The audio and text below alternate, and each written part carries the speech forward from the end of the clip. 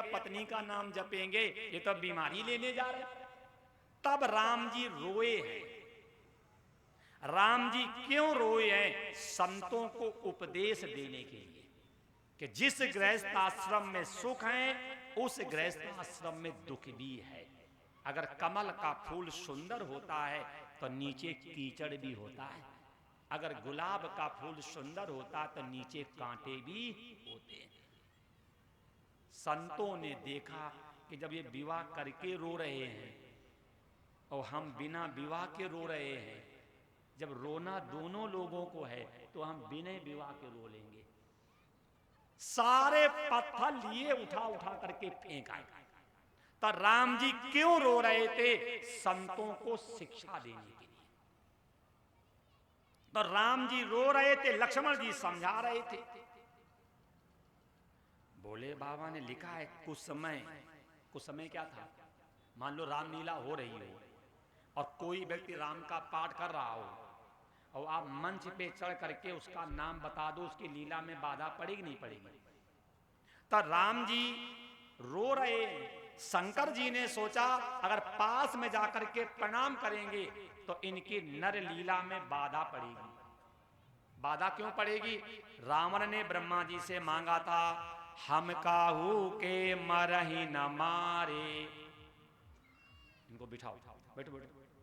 हम काहू के मरही न मारे, अब बानर मनुज जात दुई मारे। ब्रह्मा जी से रावण ने वरदान मांगा था, हम किसी के हाथ से मरे ना, अगर मरे तो नर या बानर। और अगर कहीं रावण जान गया तो ब्रह्मा जी की दाढ़ी पकड़ के हिला देगा, तीसरा ब्रह्म कहां से आ गया? जब मैंने वरदान मांगा था कि हम काहू के मरई न मारे, अब बानर मनुज जात दुई मारे, ये ब्रह्म कहां से आ गया? इसलिए कुछ समय भगवान शंकर ने समझा ये नर लीला कर रहे हैं, अगर मैं प्रणाम करूंगा इनकी लीला में बाधा पड़ेगी। और ब्रह्मा जी के पास रावण जाकर के पूछेगा ये तीसरा कहां से आ गया?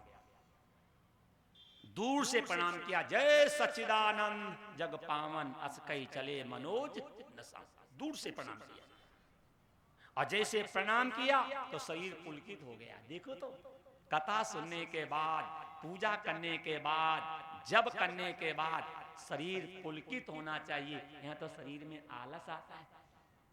लिखा है मम गुण गावत पुलक शरीरा, गद गद कंठ नयन बहे नीरा। कथा सुनने के बाद, पूजा करने के बाद, पाठ करने के बाद, जाप करने के बाद शरीर प्रफुल्लित होना चाहिए, वाणी अवरुद्ध होनी चाहिए और नेत्र से प्रभु विरह के आंसू गिरने चाहिए। जैसे भगवान शंकर ने दर्शन किए, शरीर पुलकित हो गया, वाणी अवरुद्ध हो गई और नेत्रों से अश्रु की धारा बहने लगी। माता जी ने कहा ये है कौन? कौन है ये?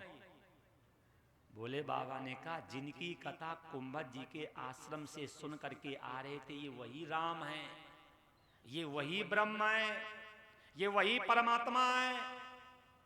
माता जी ने कहा ये ब्रह्म है कि बिरही है? ये तो पत्नी की याद में ऐसे रो रहे हैं, ऐसे आंसू बहा रहे हैं जैसे लाख 2 लाख वर्ष से पत्नी का मुंह न देखा हो। भोले बाबा ने कहा नहीं नहीं, ये बिरही नहीं, ये ब्रह्म है। ये बिरही नहीं है, ये ब्रह्म है, ये नर लीला कर रहे हैं। माता जी ने कहा नहीं नहीं, आपको भ्रम हो गया है। माता जी ने कहा नहीं नहीं, आपको भ्रम हो गया है। जब ये बात कही कि आपको भ्रम हो गया है,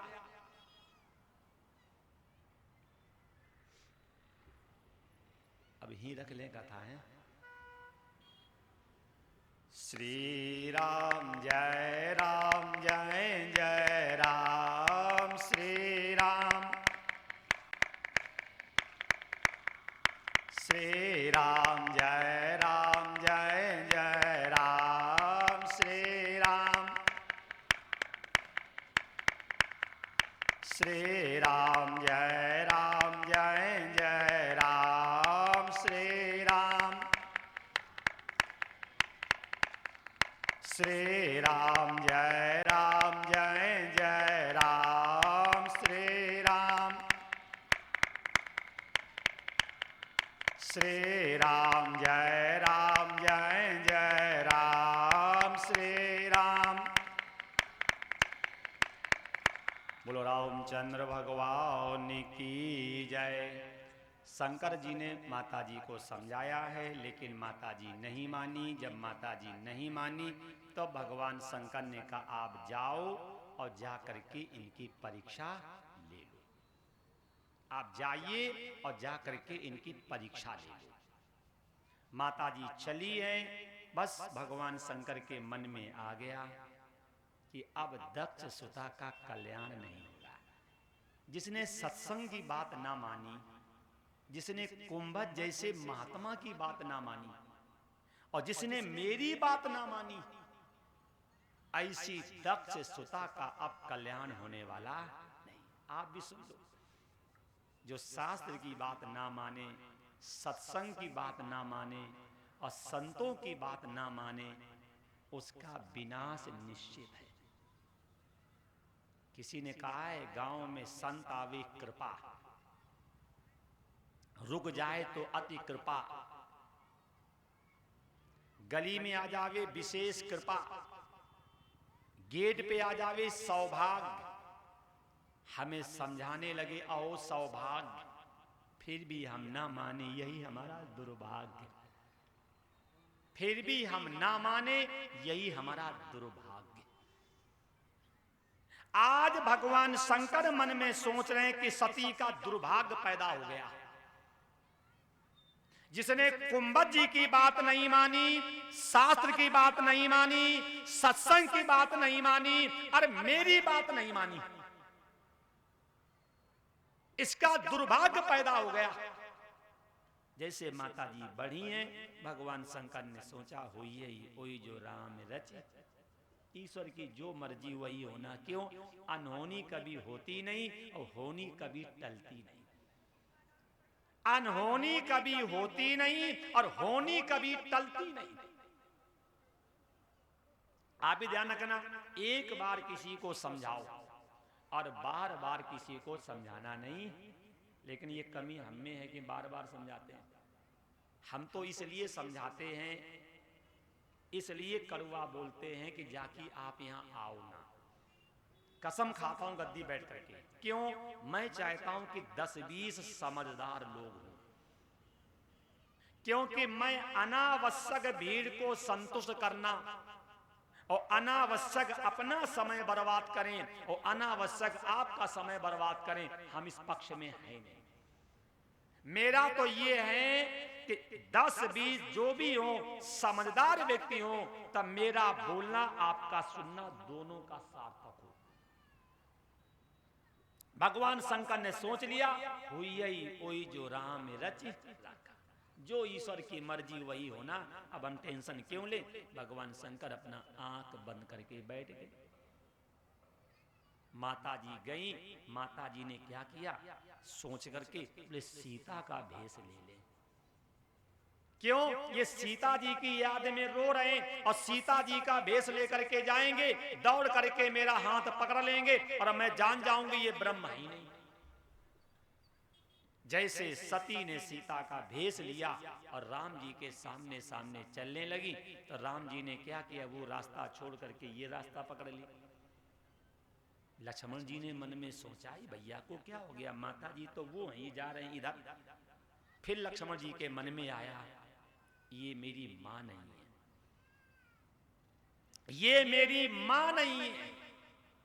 जो सच्ची भक्ति होती है वो अपने को छिपाती है, और जो बनावटी भक्ति होती है वो अपना प्रदर्शन करती है। ये मेरी मां अगर सीता होती तो ये पति के आगे नहीं, पति के पीछे चलती। ये बनावटी भक्ति है।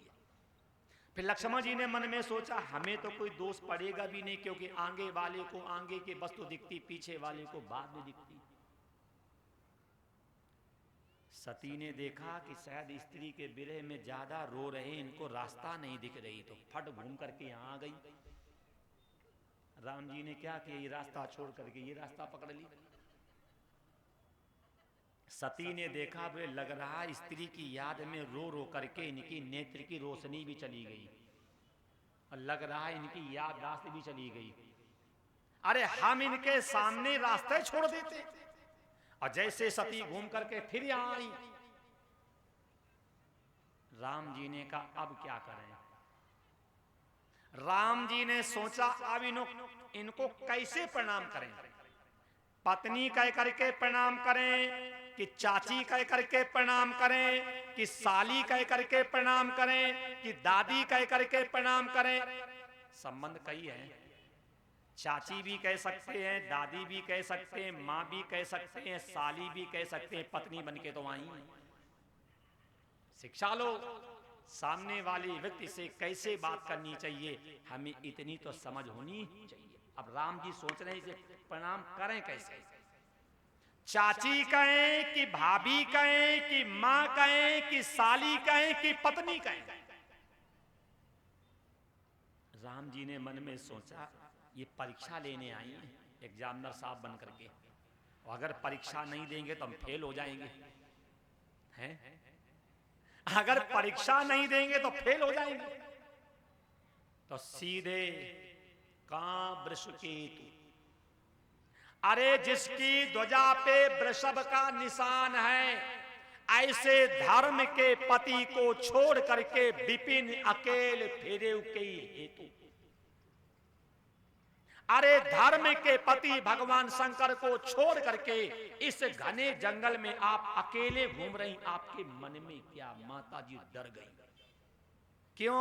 किसी पतिव्रता नारी को अकेले देख करके कोई टोक दे तो मरने के समान होता। ये कथा भागवत में भी है। करदम देहूति एक आश्रम में 12 साल तक रहे और 12 वर्षों के बाद करदम जी ने अपनी पत्नी को देखा तो करदम जी ने कहा, देवी आप इतनी सुंदर घने जंगल में आप अकेले, आप हो कौन? तो देवहूति रोने लगी। 12 साल पहले मेरे पिताजी मेरा हाथ आपको दे गए थे और आप हमसे पूछ रहे मैं कौन? पहले किसी स्त्री को अकेले देख करके टोक दिया जाए तो मरने के समान होता। भोले बाबा ने भी माताजी को समझाया और जब माताजी गई तो राम जी ने यही कहा, विपिन अकेले फेरे के हेतु। इस घने जंगल में अकेले क्यों घूम रही हूं? माताजी डर गई और जैसे माताजी डरी तो तुरंत प्रभु ने क्या किया, ऐसा रूप दिखाया, आगे राम लक्ष्मण सीता, पीछे राम लक्ष्मण सीता, दाएं राम लक्ष्मण सीता, बाएं राम लक्ष्मण सीता, इंद्रा धात्री कमला शताक्षी, अनेकों रूप दिखाए। अनेकों रूप दिखाने के बाद माताजी डर गई, दोनों हाथों से आंख को बंद करके रास्ते में बैठ गई। थोड़ी देर के बाद जब आंख खोली है, ना वहां पे इंद्रा, ना वहां पे धात्री, ना वहां पे कमला, ना वहां शताक्षी, वहां तो राम जी रो रहे हैं, लक्ष्मण जी समझा। सती उठी, उठ करके आई, भोले बाबा से कहा, स्वामी उठाओ और चलो। भोले बाबा ने कहा, परीक्षा ली? सच सच बोलो, परीक्षा कैसे ली? माता जी ने कहा, हमने परीक्षा ली नहीं। आपका लड़का परीक्षा देने जाए और 3 घंटे के बाद आए और आप उससे पूछो पेपर कैसा रहा, वो कह दे हमने पेपर दिए ही नहीं, तो आप भी तो पूछोगे 3 घंटा करते क्या रहे, नहीं पूछोगे? तो भोले बाबा ने कहा, परीक्षा ली? बोले ना, नहीं ली। बोले ना। तो 3 घंटे के बाद आई, करती क्या रही? माताजी ने कहा, कुछ नहीं, तुमने यहां पैर छुए, हमने वहां पैर छू लिए। देखो माताजी साफ झूठ बोल गई। कछु न परीक्षा लीन गोसाई, कीन प्रणाम तुम्हारी नाही। हमने परीक्षा ली नहीं, तुमने यहां पैर छुए और हमने वहां पैर छू लिए। बस भगवान शंकर के मन में डाउट हो गया, झूठ बोल रही है। जिसने मेरे कहने पर प्रणाम ना किया हो, जिसने कुंभज जी की कथा पर विश्वास ना किया हो, जिसने सत्संग की बात ना मानी हो, ऐसा व्यक्ति कभी एकांत में प्रणाम कर नहीं सकता। ये झूठ बोल रही है। जैसे भगवान शंकर ने आंख बंद की और जैसे आंख बंद करके भगवान शंकर ने देखा तो भगवान शंकर के आंसू आ गए। अरे सती, तू पवित्र है, पुनीत है, त्यागने योग्य नहीं है, लेकिन तूने इतनी बड़ी गलती की है। क्यों? सीता मेरी मां है, सती मेरी पत्नी है। अगर मां के साथ गृहस्थ आश्रम का पालन किया जाए तब भक्ति हो जाएगी नष्ट। संकल्प ले लिया कि जिस स्त्री ने मेरी मां का भेष लिया हो, इसके साथ मुझे गृहस्थ आश्रम नहीं चलाना है। शिव संकल्प कीन मन माही। तन माही नहीं, मन माही। क्यों? तन से छोड़ोगे तो विवाद होगा, मन से छोड़ोगे तो विवाद नहीं होगा। मन में संकल्प ले लिया कि अब इस शरीर से हमें सती से भेंट नहीं करनी। शिव संकल्प कीन मन माही और यही तन सती भेंट मोई। जैसे भगवान शंकर ने संकल्प किया है उसी समय आकाशवाणी हुई है। माता जी ने आकाशवाणी पूछी है, भगवान शंकर ने कहा हो गई। फिर माता जी को विश्वास नहीं हुआ है। जैसे माता जी ने आंख बंद करके देखा कि प्रभु ने मुझे त्याग दिया। अगर किसी स्त्री के पुरुष ने बोलना बंद कर दिया हो तो इससे बड़ा कोई दुख है ही नहीं। अब कथा यहीं पे रखेंगे। एक नहीं, माता जी ने 11 गलतियां की और 11 गलतियों को देख करके भगवान शंकर ने संकल्प किया है कि इस शरीर से सती से भेंट नहीं करनी। अब कथा यहीं रखेंगे, कल यहीं से कथा उठाएंगे कि 11 गलतियां कौन थी। सुन लो। शतम विहाय भोक्तव्यम, 100 काम छोड़ करके मुझे करना चाहिए भोजन। शतम विहाय भोक्तव्यम सहस्त्रम स्नानमाचरेत, 1000 काम छोड़ करके हमें करना चाहिए स्नान। लक्ष्य विहाय दातव्यम, 1,00,000 काम छोड़ करके हमें करना चाहिए दान। अकोटि त्यक्त्वा हरिं भजेत, करोड़ों करोड़ों कर्मों को छोड़ करके हमें सबसे पहले अपना कल्याण उद्धार करना चाहिए। मानस, आपने देखा होगा कि हम मानस के उदाहरण ज्यादा दे रहे हैं। क्यों? क्योंकि मानस जो है ये लोक प्रचलित ग्रंथ है। इसे कम पढ़ा व्यक्ति भी आसानी से समझ लेता है। मानस में जब जटायु मरने लगा है तो राम जी को दया आई है। राम जी ने कहा अगर आप कहें तो आपके प्राणों को रोक लें। जटायु रोने लगा, प्रभु जो अवसर मुझे मिला ये अवसर तो तुम्हारे पिता को भी नहीं मिला। जो अवसर मुझे मिला ये अवसर तो तुम्हारे पिता को भी नहीं मिला। तुम्हारे पिता के 4 पुत्र थे और मरते समय एक भी नहीं था, और मेरे प्राण आपकी गोदी में निकल रहे हैं। जो अवसर मुझे मिला ये अवसर तो तुम्हारे पिता को भी नहीं मिला। लेकिन प्रभु ये बताओ हमने कौन से अच्छे कर्म किए जो मेरे प्राण आपकी गोदी में निकल रहे। तब राम जी ने बताया है कि पूर्व जन्म में आप चांडाल थे, कंधे पे जाल डाल करके मछली मारने जा रहे थे। एक पैरों से अपाज व्यक्ति बैठा था, अपाहज विकलांग।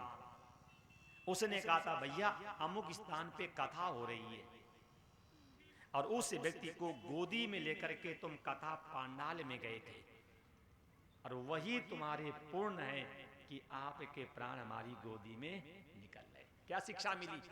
हम स्वयं तो भगवान में लगे और भटके लोगों को भी भगवान में लगावे। इसीलिए मैं आपसे हाथ जोड़ करके कहता हूं, अगर तुम्हारे बच्चे छोटे छोटे हैं, कथा में शांति से बैठ नहीं सकते हैं, तो आप यहाँ मत आओ। क्यों? आपके चक्कर में दूसरा व्यक्ति भी कथा नहीं सुन पाएगा। ये मेरा आपसे हाथ जोड़ करके निवेदन है। कथा सुनना कोई मेला नहीं है, कथा सुनना कोई भीड़ लगाना नहीं है, कथा सुनना कोई व्यवहार नहीं, कथा सुनना आत्म कल्याण है। क्यों? तुमने बच्चों को संस्कार दिए नहीं है। क्यों?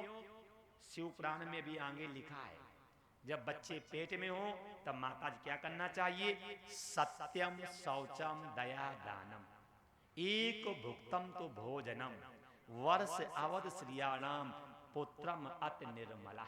जिस समय संतान पेट में हो माता जी क्या करें? सत्यम सत्य बोले, शौचम शुद्ध रहे, सत्यम शौचम दया मन वाणी कर्म से 84 लाख प्रकार की योनियों पे दया करना। सत्यम शौचम दया दानम एक भुक्तम तो भोजनम एक बार करे भोजन वर्ष अवध श्रियाणाम। इस नियम को अगर माता जी अपनावे तो पुत्रम अत निर्मला एक निर्मल संस्कारी संतान पैदा हो। अब तो संतान पेट में है, पी रही पेप्सी, खा रही समोसा, पहन रही मैक्सी और घूम रही टैक्सी। अब बोलो राम पैदा होंगे कि रावण? बोलो। इसीलिए मैं आपसे कहता हूं कि तुमने बच्चों को संस्कार दिए नहीं है, इसलिए वो शांत बैठते नहीं हैं। तो आप हमें परेशान मत करो, जो सुन रहे हैं कम से कम उन्हें तो सुनने दो। क्यों पाप करते हो कि हम सुन नहीं रहे और बगल वाले को सुनने नहीं दे रहे?